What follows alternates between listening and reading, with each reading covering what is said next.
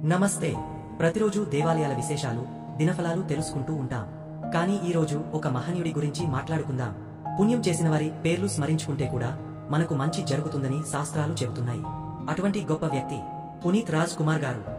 పురాణాలలో 2 రకాల దానాల గురించి చెబుతారు: దానం, గుప్తదానం.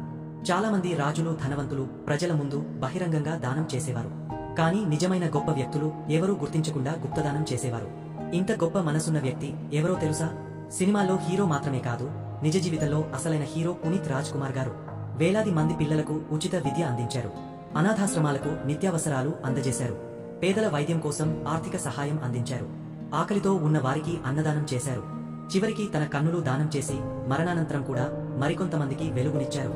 ఇలాంటి మహానుభావుడి గురించి మనం తప్పక తెలుసుకోవాలి, గుర్తించాలి. ఒక్కసారి ముక్తకంఠంతో పునీత్ రాజ్ కుమార్ గారికి జన్మదిన శుభాకాంక్షలు తెలుపుదాం. మీరు మా మధ్య లేకపోయినా మీ మంచితనం, సేవా గుణం ఎప్పటికీ మాతోనే ఉంటుంది.